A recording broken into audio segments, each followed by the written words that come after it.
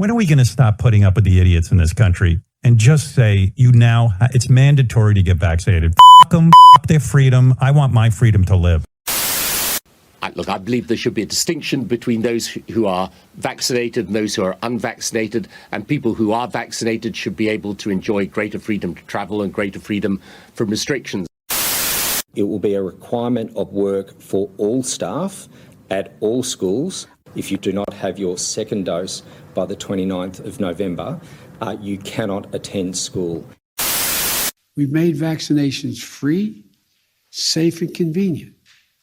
The vaccine has FDA approval. Over 200 million Americans have gotten at least one shot. We've been patient, but our patience is wearing thin, and your refusal has cost all of us. Hello, everyone. Okay, it looks like we need to talk about vaccines. This is a subject I was quite happy to go the rest of my life and never mention again. I did have quite an interest in it when I was a young man, newly learning that all is not what it seems in this world of ours. I read Neil Z. Miller's book, Vaccines, Are They Really Safe and Effective?, which had quite an impact on me. To take this study any further, however, would have required biomedical knowledge that is out of reach of probably 99.99% of the population, including the vast majority of doctors. You're either going to specialise in this area or go nowhere. By contrast, anyone can apply a bit of elbow grease and gain a good sense of the world on a geopolitical level. So I opted more for that. Another reason I am happy to avoid this whole topic is the difficulty of having a rational conversation. The vaccination programme clearly touches something deep within. It holds meaning beyond whatever health benefits they promise. In my experience, discussions tend to descend into emotionally charged ranting in no time. People who, in any other area, would be the first to point out correlation doesn't prove causation, throw that insight right out of the window when it comes to vaccines. They act as if the entire 20th century was a controlled experiment on childhood diseases, with the only variable being inoculation. And so I would be happy to leave it there, spending the rest of my life pondering whether the world is fundamentally matter or mind, or thinking about the tension between anarchism and empire. However, events beyond all of our control have stepped in. With vaccine mandates in various forms coming for us all, the subject can no longer be ignored, even if ranting is provoked. Whilst a full understanding would require immeasurable scientific complexity, I do think there are core aspects that are so simple as to be self-evidently true. This is where I want to focus.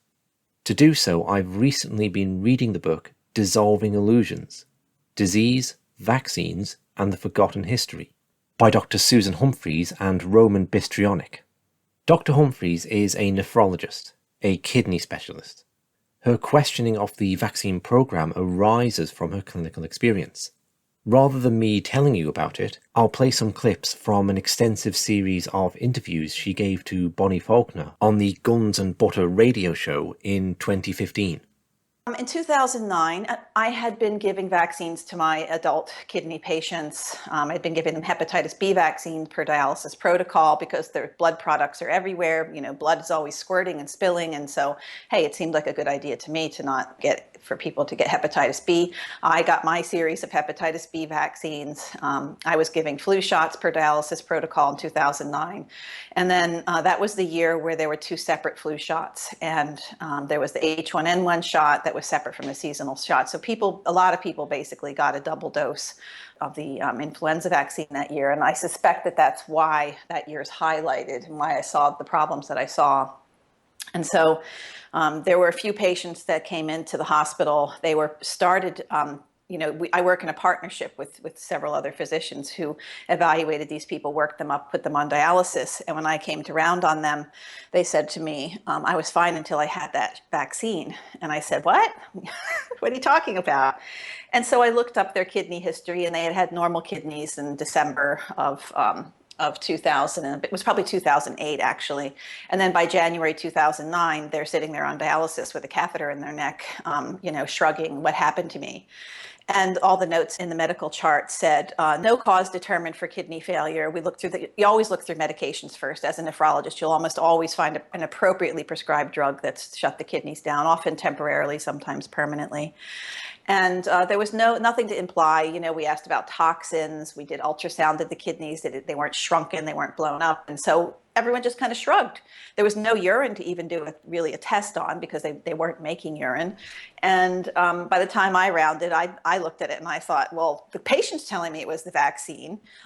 Let me look at the ingredients of the vaccine. Let me see if there's any case reports out there. And sure enough, the light bulb went off and I saw what the ingredients were in the multi-dose flu shots. Had mercury, there's formaldehyde, there's a whole cocktail. And then you look in the medical literature and there are just lots and lots of case reports of all kinds of kidney failure that happens within days or weeks of vaccination. And so when I brought that up to the administration, thinking that they would be interested, I was met with such disbelief and resistance. I was met with questions like, well, what about smallpox and what about polio? And I looked at them and I said, well, what about smallpox and polio? We're talking about a flu shot right now. We're talking about a patient who said, I was fine until I had that shot. They became violently ill afterwards, and here they are on dialysis. What about that? And they told me that I should do my own study, that they would support me if I did my own study looking at kidney failure rates in vaccinated people. And at that point, I said to them, look, I have a choice now. I can spend 10 years of my life trying to do a study that has statistical significance that would be retrospective, the way you're describing it, and that nobody would care about, would be highly criticized. And I would need a huge number of people to look at this disease rate after vaccination. Or I can leave and I can continue my research and try to do what I can do to alert people of this humongous problem that we now have. And so I gave my notice. It took about 1.5 years to replace me, and I stayed until I was replaced, and then I quietly left and have been researching the issues not only in the adult vaccination problems, but childhood vaccination problems as well.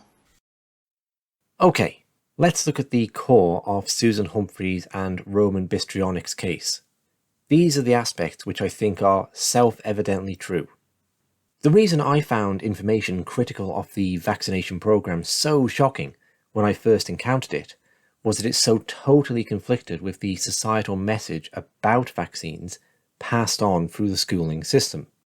I'd actually done a course in the history of medicine where vaccines were trumpeted as the major reason we don't have a 19th century style 50% child mortality rate today. Measles, mumps, rubella and the like had all but disappeared because of vaccination. Other diseases, for which there were no vaccinations, such as scarlet fever, typhoid and cholera, had diminished in much the same way, but for other reasons. The obvious question did not occur to me until it was pointed out. Surely the factors that caused the non-vaccinatable group to decline would also affect the vaccinatable. So what was the impact of these factors? How would we parse this out? In reading Dissolving Illusions, I find, for example, by the time the whooping cough vaccine was introduced, the disease was only killing 1% of the numbers of people in England and Wales who used to die from it 50 years before. In the United States, the measles mortality rate had declined by more than 98% before the introduction of the vaccine. Let's hear from Dr. Humphries as to why this was.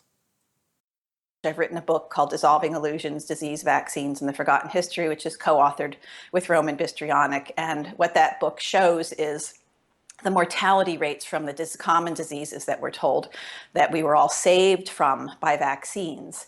And the mortality rates for so many of them, and so for measles and for whooping cough, for instance, the mortality rates were down by over 98 or 99% in the USA and the UK, using the most commonly used vital statistics that are available to the public.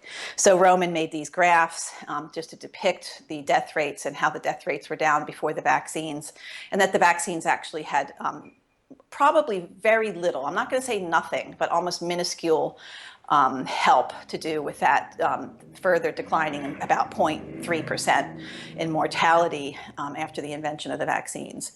So we sit there and we say, well, why? What happened before vaccines for this to happen? And when you understand what happened with humanity, humans create their own problems, and then they come along and they solve them with sometimes unwise and unhealthy, deadly solutions. And that's exactly what happened with vaccination. There was a perceived need for vaccination. People were dying left, right, and center from smallpox, from measles, from whooping cough, very high mortality rates. But if you look at the conditions people were living in, if you look at what hospitals were like, hospitals were places most people knew to avoid back then. Unfortunately, that wisdom has been lost.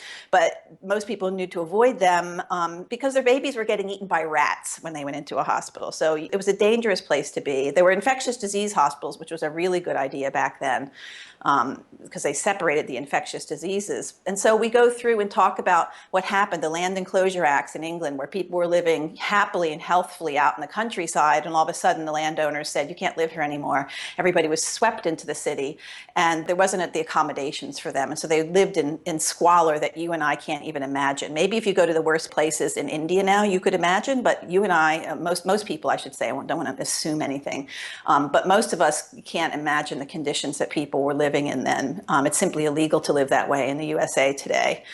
Child labor laws were horrible. Infant mortality rates were high, mostly because of doctors.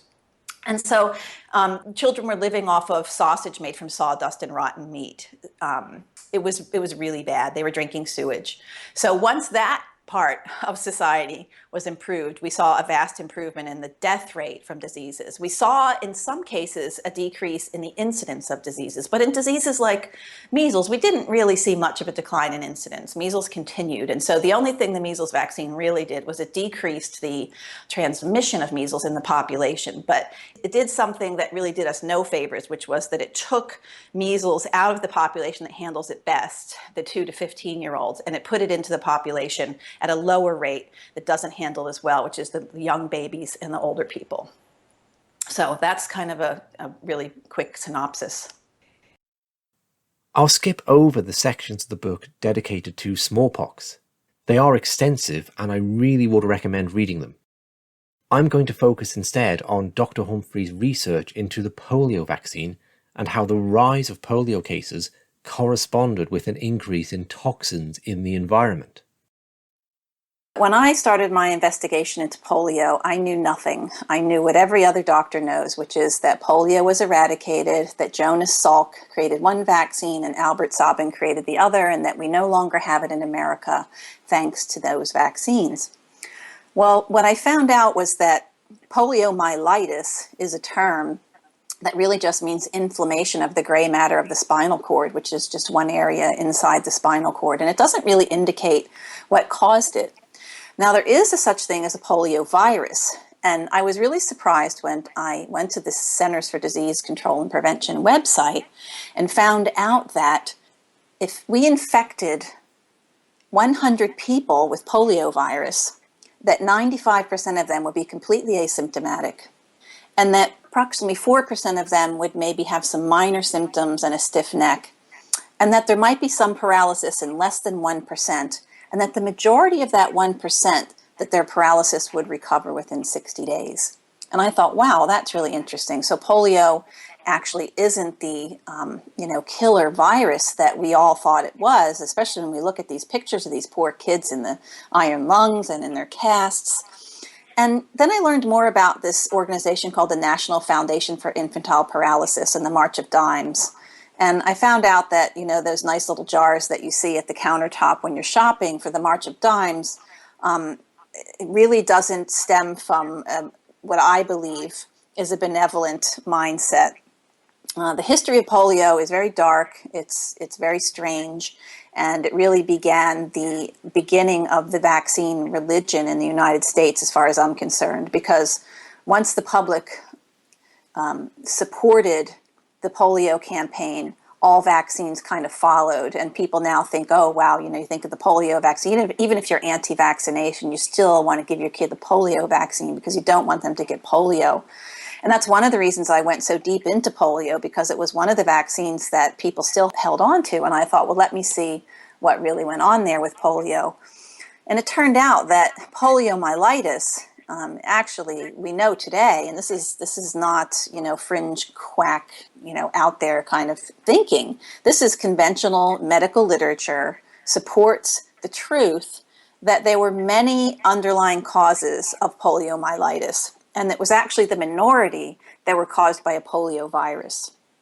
And there are some people in the anti-vaccination campaign who criticize me very heavily and say that actually there's no such thing as a polio virus at all. Suzanne Humphries, it is a toxin and your body is just trying to get rid of something. That I really don't believe. I've spent years now going through the virology and going through the genetics and the genetic code of what these viruses were and how they typed them. And there's no way that I believe that's true. But I can tell you that there's still some discord within people that are doubtful about vaccination. And there are people that disagree with me and are actually even more radical than I am and will say that there's actually no such thing as a polio virus. So I don't believe that's true. I believe there's a such thing as a polio virus. I believe viruses are ubiquitous. They're all over the place. There are probably 1,000 different species populating your colon any one time of different kinds of viruses. They're part of the microbiome, and they live benevolently, I should say, or they live harmlessly inside of us. And the polio virus is proof that these viruses can actually live harmlessly inside of us. So once again, the question has to be, what's wrong with the person that they couldn't tolerate having this virus come into them without becoming paralyzed? And the answers I got when I put all the pieces together were that there were toxins in the environment, there were chemicals in the environment, there was DDT, which was basically sprinkled on sandwiches. I mean, it was sprayed on children at school. There are videos today of these events that happened in the 1950s.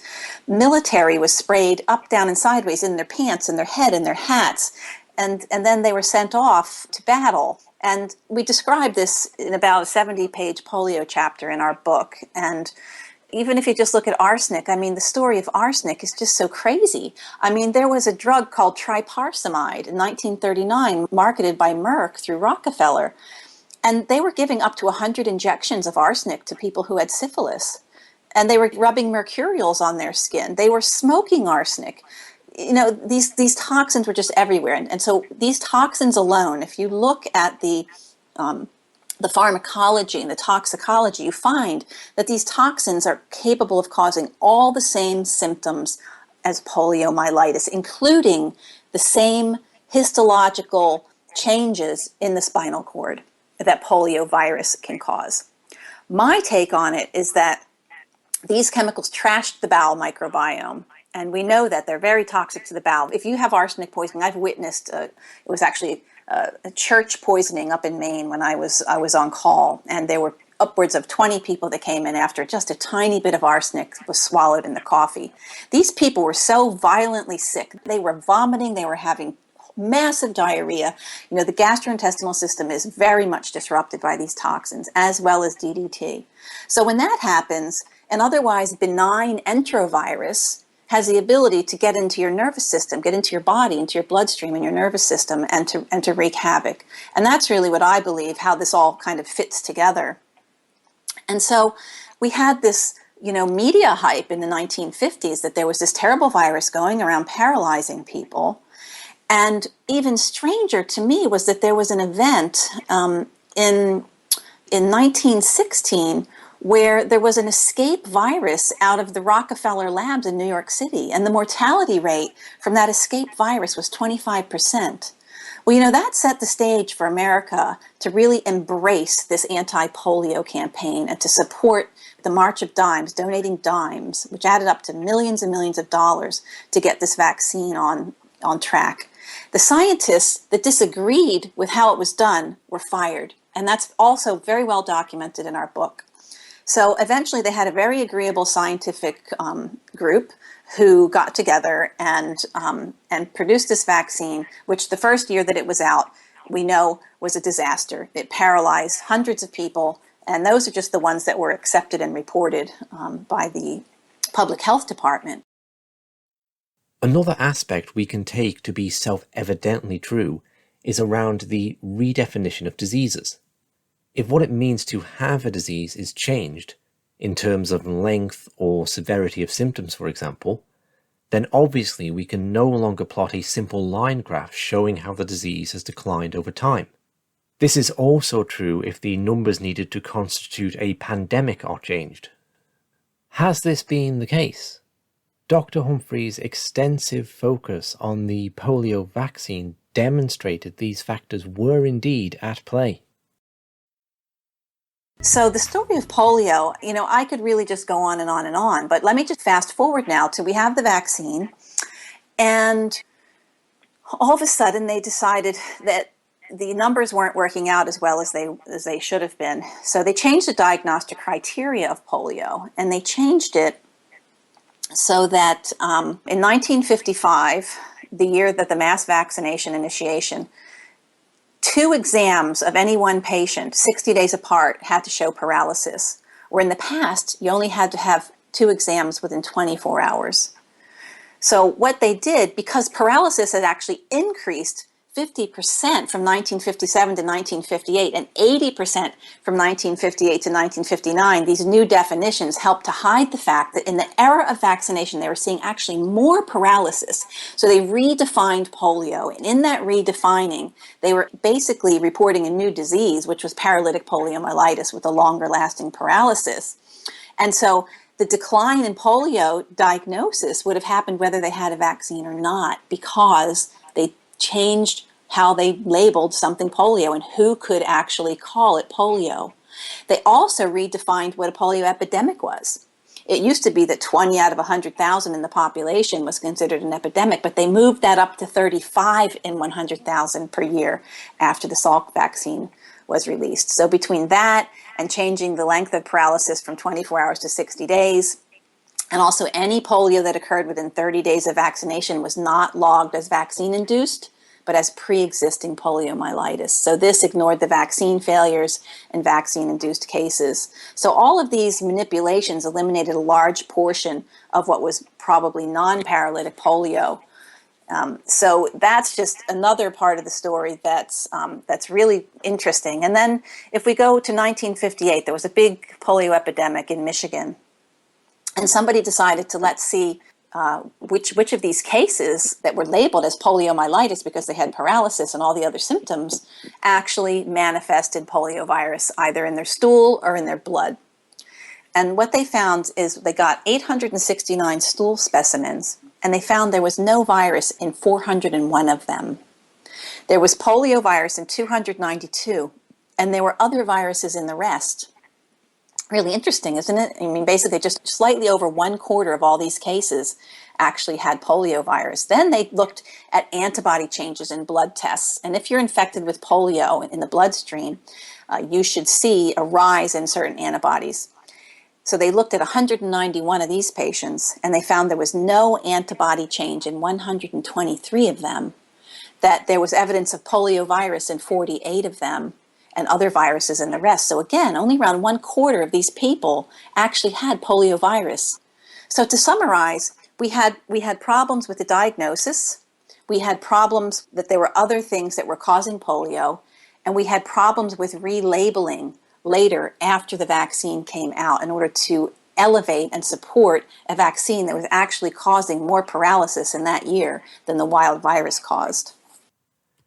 A further aspect we can examine without needing to delve into the depths of biomedical science is the suppression of alternative treatment methods.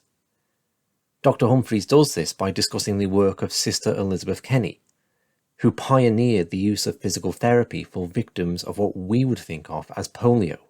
The other thing with Franklin Delano Roosevelt is that he was treated the way the children who developed the problems with one short leg and one long leg, he was immobilized. He was put into a cast and immobilized for a long period of time. And we now know today that that's actually the worst thing you can do to somebody who has acute flaccid paralysis, especially from a viral infection, and that just the immobilization itself makes any potential neurologic degeneration worse. In fact, if I were to take a healthy person's leg and immobilize it the way they did with polio virus, especially a growing child, you're certainly going to have deformities later on. They were doing barbaric treatments that were reported by medical physicians of the time, like tendon transplantation and electric treatments, and they were really trying anything, and they were ignoring the one person who was having the most success at treating the paralysis, and that was a lady, a nurse named Elizabeth Kenny. And I talk a lot about her in the video, and we wrote a lot about her in the book. And Elizabeth Kenny was actually really despised by the National Foundation for Infantile Paralysis, and they pretended to support her, where in the meantime they were really trying to undermine her, because if her techniques were adopted and poliomyelitis was reversible as readily as she was showing it could be, then where would this vaccine campaign be?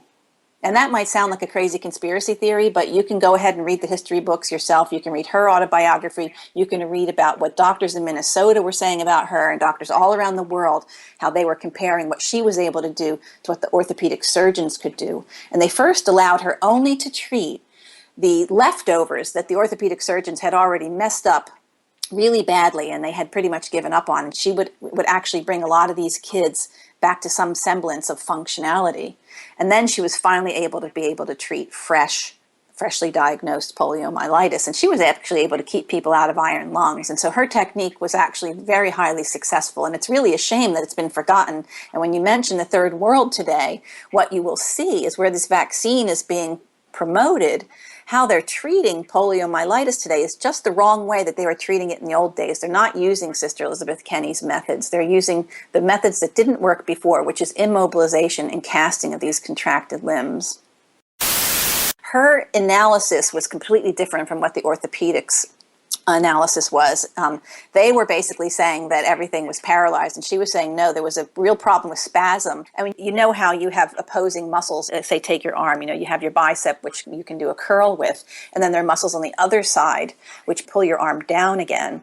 Well, she was saying that one set of those muscles was in spasm, and it wasn't a problem of paralysis, it was a problem of spasm. And so she was treating with hot woolen packs, and in that treatment she was not only taking care of a lot of the pain in these kids, but the spasm was going down. And she was also very much into nutrition, which is really important when treating poliomyelitis. And then afterwards, she was probably one of the very early physical therapists. The woman was a genius. I mean, reading her story, she first rehabilitated her brother when he was a little weakling, and he became one of the strongest men in the army.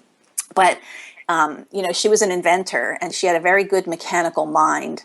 And so she also developed techniques to basically re-educate the brain-muscle connection after this problem happened, so that kids that were lying there thinking they couldn't move their muscles, it was actually because there was some sort of a disconnect that happened between the brain and the muscle. And she basically started doing physical therapy, and it was very successful. She got a lot of people back on their feet, 100%, that the orthopedic surgeons would have completely had them be cripples for the rest of their lives.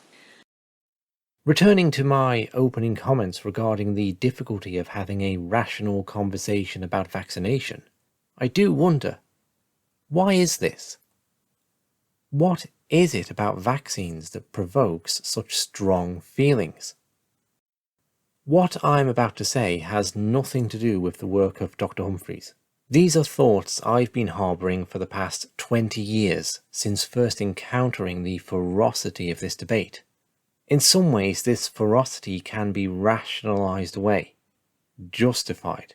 Parents who refuse to have their children vaccinated are endangering not only their own lives, but the lives of other children.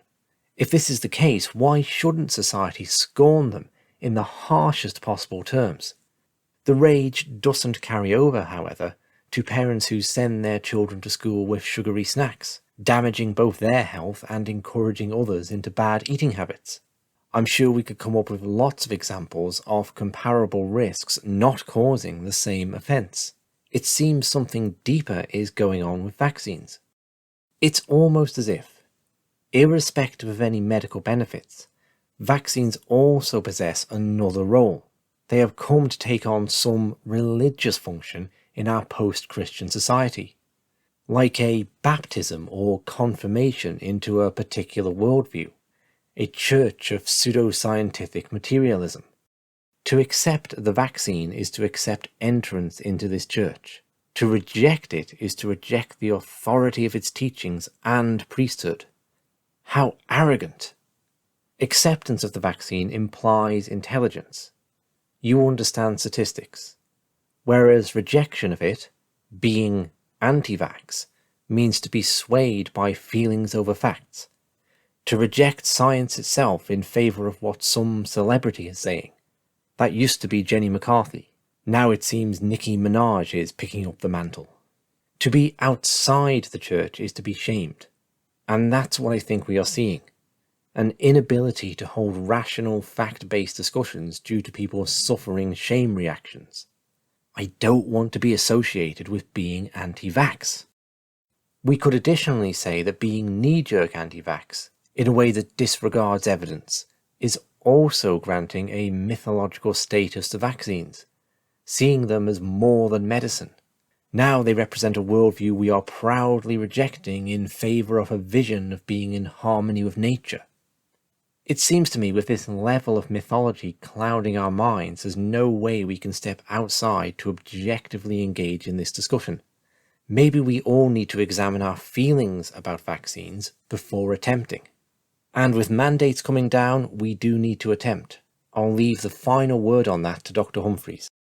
Mandatory vaccination means abolishing any hope of informed consent, right? So you can rip up your right to think, to choose, and to act as you wish with regard to the medical system.